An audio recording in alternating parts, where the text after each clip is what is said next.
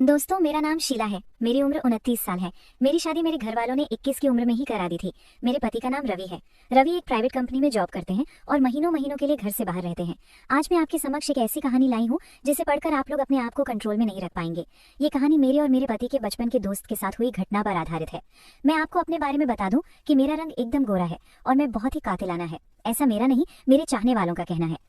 उस दिन मैं अपनी साड़ी लपेट चुकी थी और बालों को आखिरी स्वरूप दे रही थी कि तभी सासू माँ की आवाज आई, तैयार हुई या नहीं? सब लोग आ चुके होंगे, ज्यादा देर नहीं करते अब। मैं तुरंत कंघा नीचे रखते हुए बोली, हो गया बस, और कमरे से बाहर निकल गई। सासू जी तैयार थी पड़ोसी के यहाँ एक रात्रि जागरण में जाने के लिए। मैंने तुरंत कमरे को ताला लगाया और सासू जी के साथ पैदल घर से निकल पड़ी।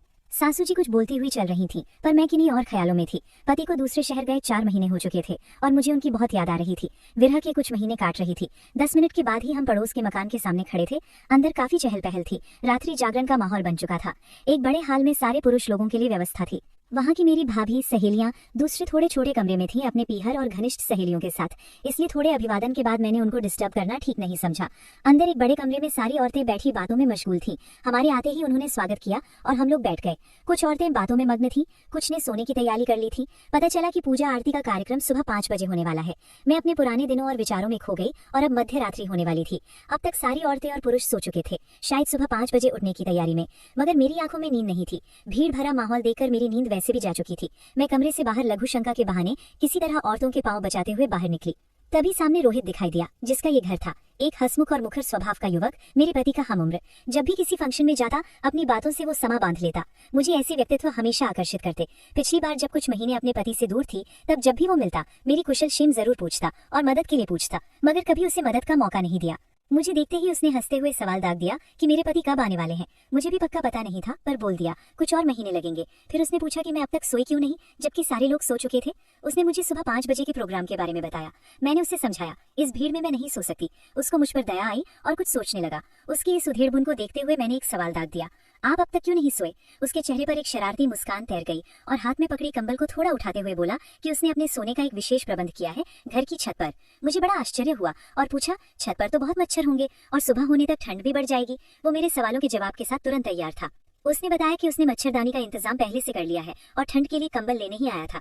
ये कंबल भी उसने किसी और सोते हुए व्यक्ति के सिरहाने से निकाल कर लिया है। मैं उसकी इस शरारत पर खिलखिला पड़ी। मेरे चेहरे पर हंसी देखकर उसको अच्छा लगा और मुझे मदद के रास्ते सोचने लगा। मैंने मजाक करते हुए कहा, आपके लिए अच्छा है कि विशेष इंतजाम है, पर हमारा क्या?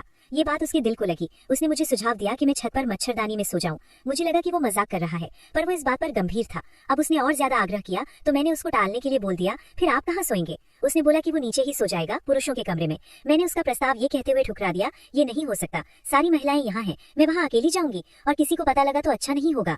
उसने बताया कि छत पर कोई नहीं है और मैं छत के दरवाजे को अंदर से बंद करके सो सकती हूँ, किसी को पता नहीं चलेगा और सुबह सबके जागने तक वापस नीचे आ सकती हूँ। मुझे और कुछ न सूझा तो बहाना मार दिया, मैं वहाँ अकेले नहीं सो सकती, डर लगता है। कुछ सोचने के बाद वो बोला कि वो मेरे साथ सो जाएगा। उसके ये कहते ही एक चुप्पी सी छा गई। उसे एहसास हुआ कि उसने क्या बोल दिया और तुरंत अपनी बात सुधारते हुए बोला कि वो पास में ही दूसरा बिस्तर लगाकर सो जाएगा।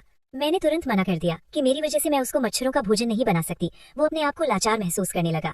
हमेशा मदद के लिए ऑफर करने वाला आज मदद मांगने पर नहीं कर पा रहा था। उसने अपना आखिरी प्रस्ताव रखा, मच्छरदानी पलंग के साइज की है जिसमें 2 लोग आसानी से सो सकते हैं और अगर मुझे आपत्ति न हो तो हम दोनों वहाँ सो सकते हैं।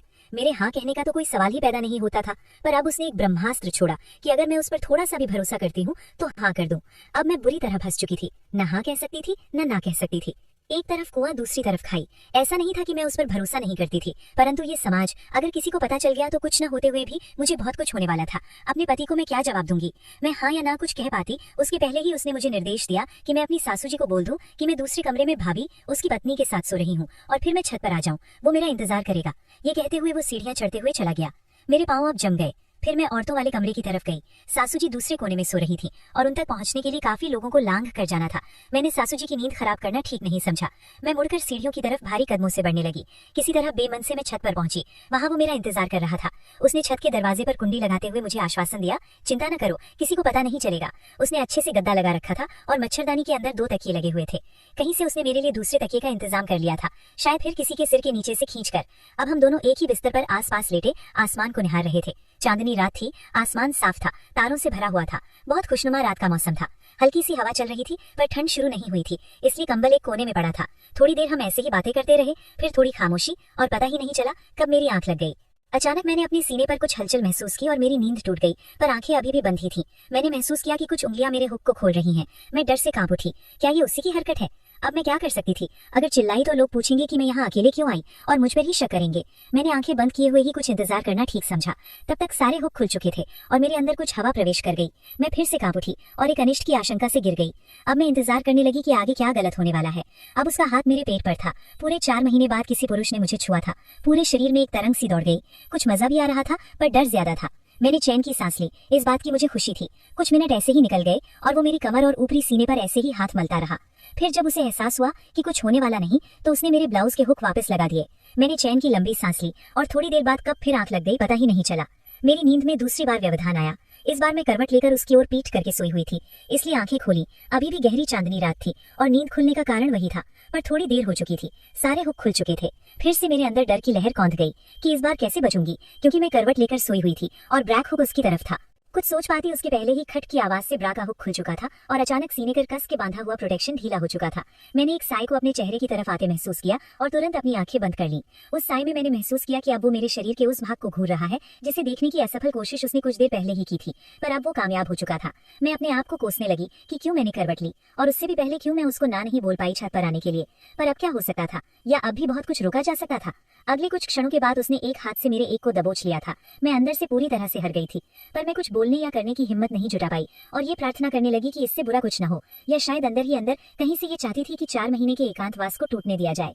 शायद मैं कुछ निर्णय नहीं ले पा रही थी और खुद को भाग्य के हाथों छोड़ दिया था। अब मुझे एहसास हो चुका था कि बचने का कोई रास्ता नहीं है और आत्मसमर्पण कर देना चाहिए या तुरंत उठकर फटकार लगा देनी चाहिए कि उसकी ये हिम्मत कैसे हुई। फिर किसी डर की आशंका से या काफी समय से शरीर की जरूरत पूरी नहीं होने की वजह से मैं चुपचाप लेटी रही। मेरे शरीर को देखकर अब शायद उसका अपने आप पर नियंत्रण नहीं रहा था और पीछे से उसका शरीर मुझसे चिपका हुआ था और रह रहकर रगड़ रहा था। पति के अलावा पहली बार किसी पुरुष प्रवेश करने वाला था। थोड़ी देर बाद वो हो गया जो नहीं होना चाहिए था। रोहित ने सारी हद पार कर दी और वो अब मेरे पति के जैसे ही मेरे साथ वो सब मैं कुछ बोल नहीं पा रही थी और हम दोनों की आहें एक ही सुर में छपाकों की आवाज से ताल मिला रही थी। इतनी देर करने के बाद भी उसकी शक्ति क्षीण नहीं हुई थी और उसी गति से उसके झटके निर्बाध जारी थे। थोड़ी देर बाद मैंने एक गर्म लावा महसूस किया। मेरे पति का दोस्त, उसने अपना सारा पानी छोड़ दिया था। वो कुछ देर तक ऐसे ही निढाल पड़ा रहा। सारी प्रतिक्रियाएं शांत हो चुकी थी, जैसे एक तूफान के बाद की शांति। अब भी वो मुझे जकड़े हुए था और उसका एक हिस्सा मेरे शरीर में था।